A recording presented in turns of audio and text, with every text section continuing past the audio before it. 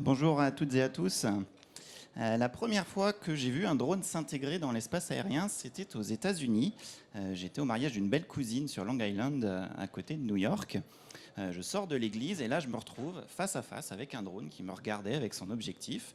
Il était là pour prendre des vidéos de la cérémonie, les mariés, les invités. Alors, on était relativement loin des aéroports JFK, LaGuardia. On était en environnement urbain. Dans notre espace aérien, autour de nous, il y avait bien quelques pigeons, les confettis du mariage. Mais bon, c'était une situation relativement simple. Si vous vous mariez dans quelques années, par contre, la situation risque d'être beaucoup plus complexe. En plus des drones de votre photographe de mariage, potentiellement, vous ferez livrer les fleurs par drone directement sur le lieu de la cérémonie. Peut-être que votre grand-mère, qui a du mal à marcher, elle appréciera que son Uber vienne se poser directement dans son jardin et la dépose directement devant l'église.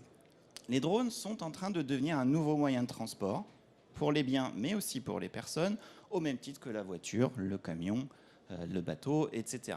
Et avec l'augmentation de leur nombre, arrivent de nouveaux risques. Premier type de risque, vis-à-vis des populations au sol.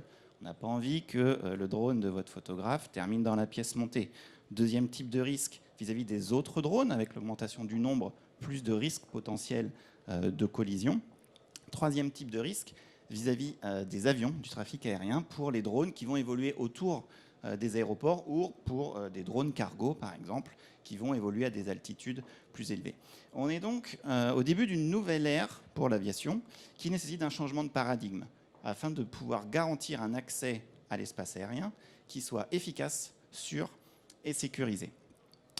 Les drones sont gérés par différents acteurs qui ont chacun différents besoins. Pour commencer, les opérateurs de drones, eux, ont besoin d'un accès à l'espace aérien qui se fasse de manière facile, en respectant la régulation et à un coût raisonnable. Vous n'avez pas envie de devoir payer beaucoup plus cher votre photographe de mariage pour pouvoir bénéficier des prises de vue aériennes. Aujourd'hui, le dépôt d'une demande de mission pour un opérateur de drone, c'est un processus qui est très long et complexe du fait de nombreuses régulations à connaître. Les autorités civiles, elles, ont pour mission de protéger les populations et les infrastructures critiques, mais elles ont aussi besoin de protéger leurs propres opérations de drones. On en a eu un exemple malheureusement récemment avec l'incendie de Notre-Dame, quand les pompiers ont utilisé des drones pour avoir une meilleure vision de la situation. Aujourd'hui, ces autorités n'ont ni les ressources ni les outils pour leur permettre de traiter efficacement le nombre de demandes de mission des opérateurs de drones en constante augmentation. Enfin, les services de contrôle aérien qui ont pour mission le partage de l'espace aérien tout en assurant la sécurité. Et aujourd'hui, les contrôleurs aériens n'ont pas la visibilité sur les opérations de drones qui risquent d'impacter leur trafic. Alors comment est-ce qu'on répond à ces besoins tout en maîtrisant ces risques? Eh bien, on a besoin d'un nouvel environnement collaboratif pour partager les données entre tous les utilisateurs, de l'opérateur de drone jusqu'au contrôleur aérien.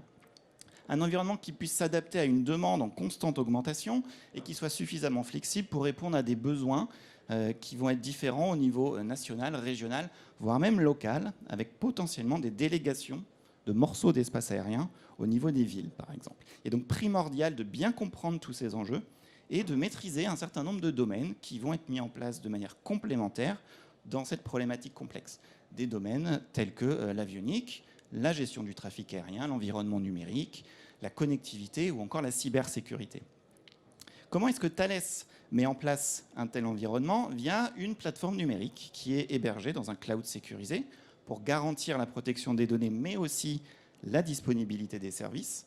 Une plateforme ouverte pour favoriser l'émergence d'un écosystème d'applications autour de ces services. Une plateforme qui va être évolutive, flexible, avec différents niveaux d'automatisation en fonction des services et l'utilisation du big data et de l'intelligence artificielle. Cette plateforme donne accès à 3 types de services. Premièrement, l'accès à l'espace aérien. C'est ce qui va permettre à votre photographe de déposer une demande de mission quelques jours en avance et d'opérer de manière sécurisée son drone le jour de votre mariage. Deuxième type de service, la structuration de l'espace aérien de manière statique. Ça va être la définition des zones autorisées ou interdites aux drones pour éviter que le drone qui livre vos fleurs ne passe au-dessus d'une prison ou d'une centrale nucléaire. Ceci dit, si vos fleurs se mettent à briller la nuit, il faudra peut-être se poser des questions. Définition qui peut être aussi dynamique. On peut déclarer en temps réel une zone interdite aux drones pour protéger l'intervention des secours, avec une gestion de capacité, puisqu'on ne pourra pas faire voler un nombre illimité de drones au même endroit, au même moment. Enfin, troisième type de service, la surveillance de l'espace aérien. Ça va être le suivi en temps réel des missions de drones et la vérification que chaque drone se trouve bien dans le morceau d'espace aérien dans lequel il a été autorisé. Ça vous permettra par exemple d'être alerté si jamais la livraison de votre grand-mère ne se fait pas à la bonne église. En plus de cette plateforme, il est également nécessaire de mettre en place un certain nombre de capacités pour les drones eux-mêmes. Et c'est Christophe qui va vous les présenter.